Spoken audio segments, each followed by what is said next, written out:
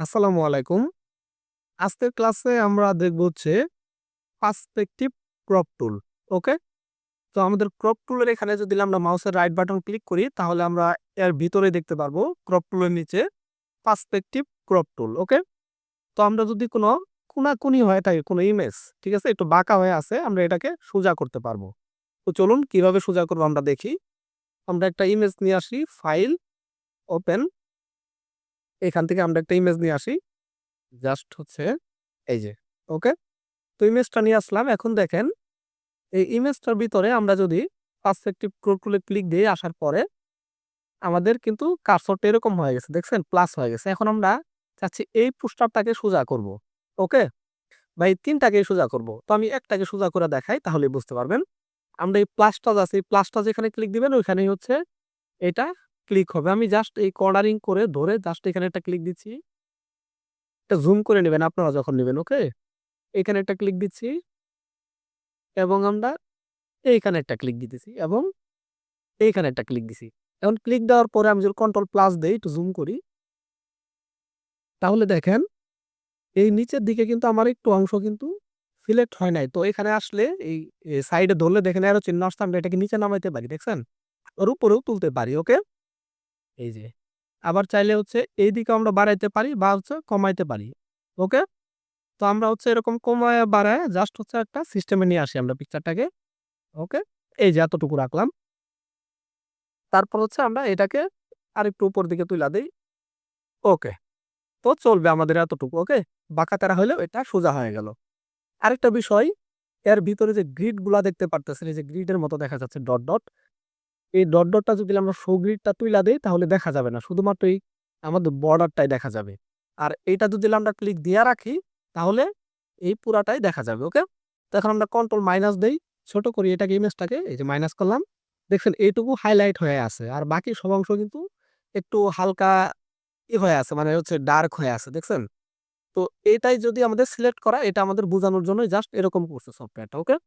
তো আমরা যদি এখন একটা ক্লিক দেই, টিক চিহ্ন দেই এখানে, দেখেন এটা সরাসরি একদম সোজাসুজি চলে আসছে সামনাসামনি। কন্ট্রোল জেড দেই এরকম ছিল, আবার কন্ট্রোল জেড দেই এই যে এরকম। দেখছেন? তো আবার আমরা দেখি কন্ট্রোল জেড, আমাদের এটা বাঁকা ছিল, কন্ট্রোল জেড এখন কিন্তু সোজা। ওকে? তো আশা করি আপনারা বুঝতে পারছেন যে এটা কিভাবে আমরা খুব সহজেই করতে পারি।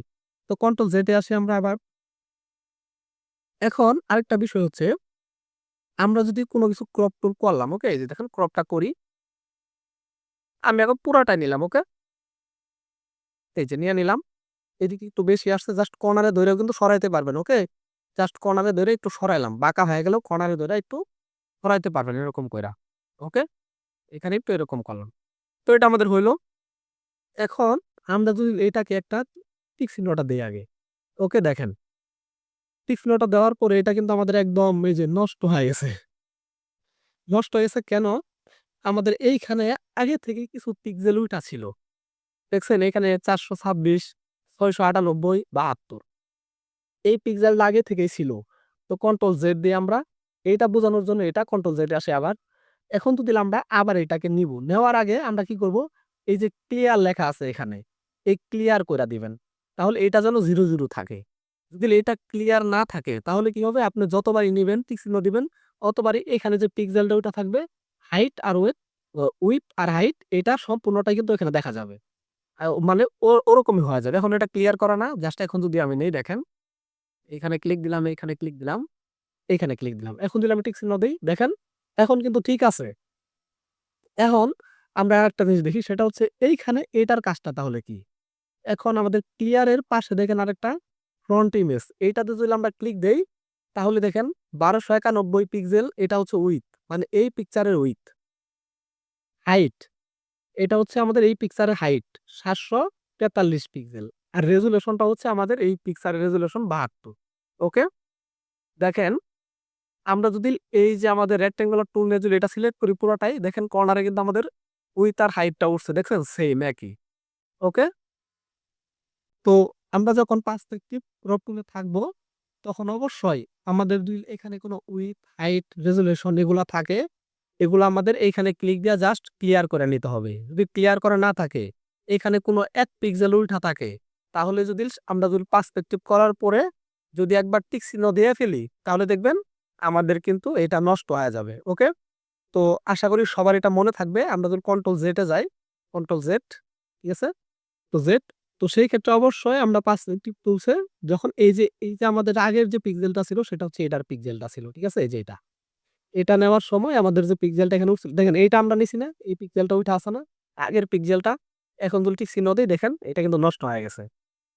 তো কন্ট্রোল জেডে আসি, আমরা এটাকে জাস্ট ক্লিয়ার করে দেই, এই যে ক্লিয়ার, আবার ক্লিক দেই, আবার নেই, আবার নেই, এখানে আবার নিলাম। ওকে, ঠিক চিহ্ন দেই, দেখেন এখন কিন্তু ঠিক আছে। এবার এইটার হাইট ওয়েট কত এটা আমরা কিভাবে বুঝবো? এই যে ফ্রন্ট ইমেজে যদি আমরা ক্লিক দেই দেখেন এটার যে হাইট ওয়েট রেজুলেশন সব এখানে দেখাচ্ছে, ঠিক আছে। তো এটা দেখার পরে কিন্তু এটা আবার আমরা কি করে দিব, ক্লিয়ার করে দিব, যেন পরবর্তীতে আবার কোনো সমস্যা না হয়। ওকে, তো এই টুলসটা কিন্তু একটু মজার টুলস, ঠিক আছে, এরকম বিপদে পড়ার জন্য আর কি মজার। তো আশা করি আপনারা বুঝতে পারছেন আজকের ক্লাসটা এই পর্যন্তই। সবাই ভালো থাকবেন। আসসালামু আলাইকুম।